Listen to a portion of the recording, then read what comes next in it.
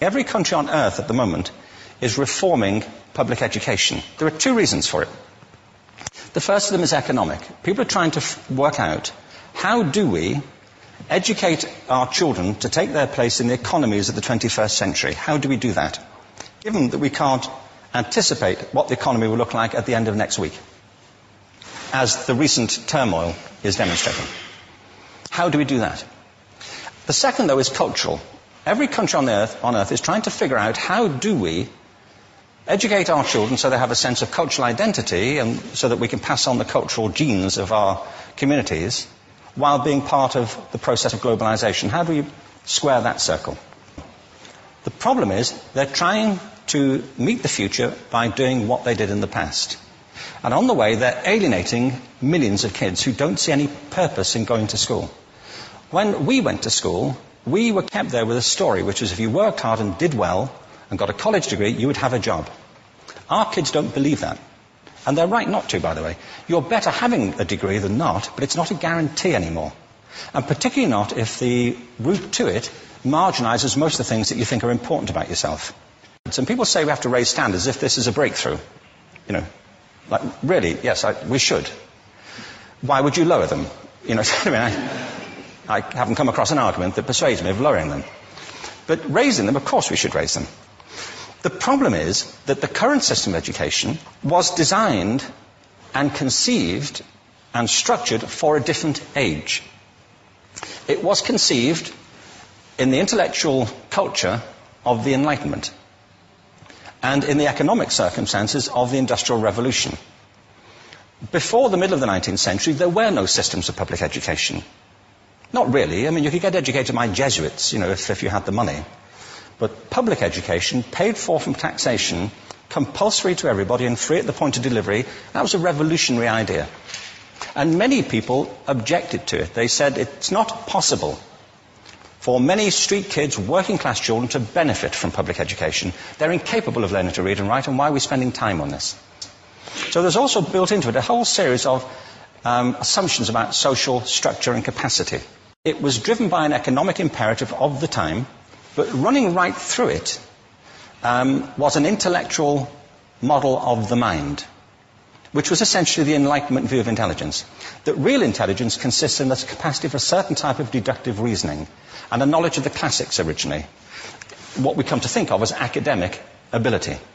And this is deep in the gene pool of public education, that there are really two types of people, academic and non-academic, smart people and non-smart people. And the consequence of that is that many brilliant people think they're not, because they've been judged against this particular view of the mind.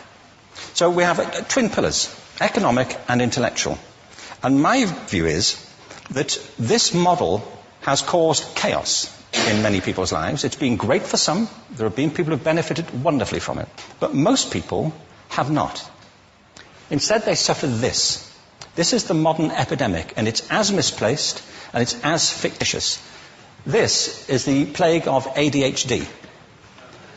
Now, this is a map of the incidence of ADHD in America, or prescriptions for ADHD. Don't mistake me here. I don't mean to say there is no such thing as attention deficit disorder. I'm not qualified to say if there is such a thing. I know that a great majority of psychologists and paediatricians think there is such a thing. But it's still a matter of debate. What I do know for a fact is it's not an epidemic. These kids are being medicated as routinely as we had our tonsils taken out. And on the same whimsical basis, and for the same reason, medical fashion. Our children are living in the most intensely stimulating period in the history of the earth.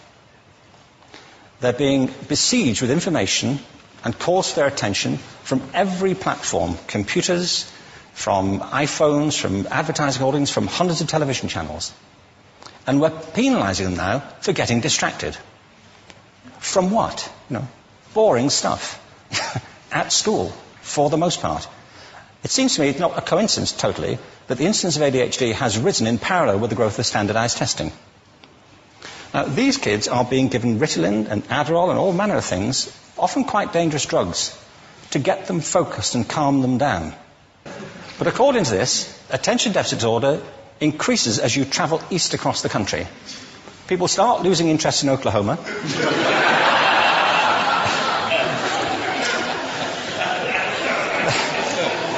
They can hardly think straight in Arkansas. And by the time they get to Washington, they've lost it completely. And there are separate reasons for that, I believe. It's a fictitious epidemic. If you think of it, the arts, and I don't say this exclusively of the arts, I think it's also true of science and of maths, but I say about the arts particularly because they are the victims of this mentality currently, particularly. The arts especially address the idea of aesthetic experience.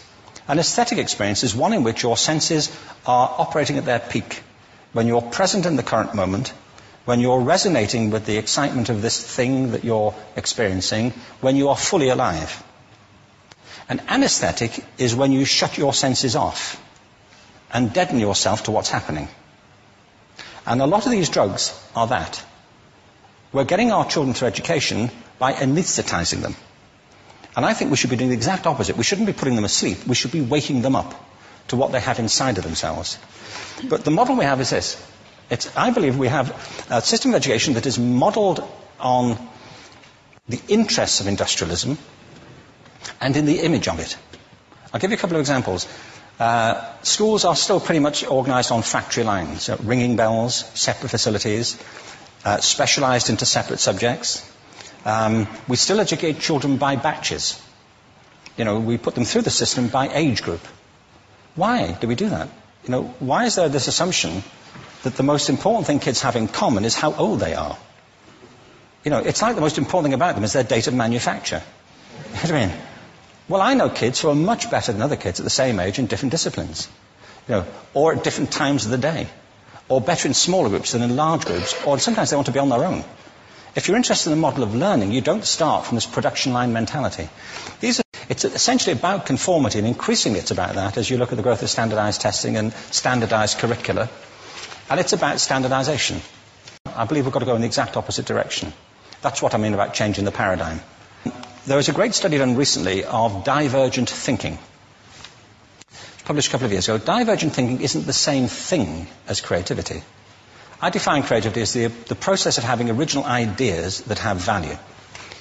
Divergent thinking isn't a synonym, but it's an essential capacity for creativity.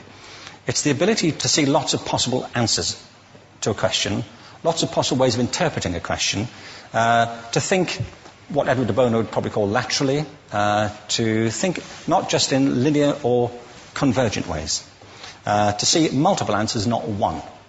So, there are tests for this. One kind of cod example would be, people might be asked to say, how many uses can you think of for a paperclip? Well, those routine questions. Most people might come up with 10 or 15. People who are good at this might come up with 200. And they do that by saying, well, could the paperclip be 200 foot tall and be made out of foam rubber? Does it have to be a paperclip as we know it, Jim? Now, there are tests for this, and they gave them to 1,500 people. This is in a book called Breakpoint and Beyond. And on the protocol of the test, if you scored above a certain level, you'd be considered to be a genius at divergent thinking. Okay? So my question to you is, what percentage of the people tested, of the 1,500, scored at genius level for divergent thinking? Now, you need to know one more thing about them. These were kindergarten children. So what do you think? What percentage at genius level? 80. 80, okay. 98%.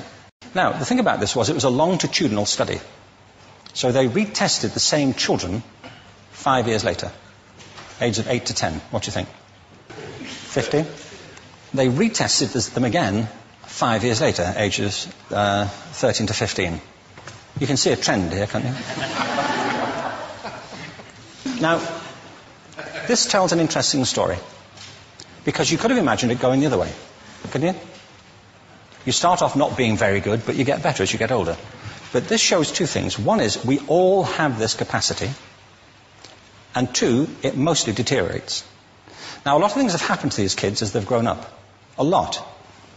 But one of the most important things that happened to them, I'm convinced, is that by now they've become educated. They've spent 10 years at school being told there's one answer, it's at the back. And don't look. And don't copy, because that's cheating. I mean, outside schools, that's called collaboration, but inside schools. Now, this isn't because teachers want it this way, it's just because it happens that way. It's because it's in the gene pool of education. We have to think differently about human capacity. We have to get over this old conception of academic, non-academic, abstract, theoretical, vocational, and see it for what it is, a myth. Secondly, we have to recognize that most great learning happens in groups, that collaboration is the stuff of growth. If we atomize people and separate them and judge them separately, we form a kind of disjunction between them and their natural learning environment. And thirdly, it's crucially about the culture of our institutions, the habits of the institution and the habitats that they occupy.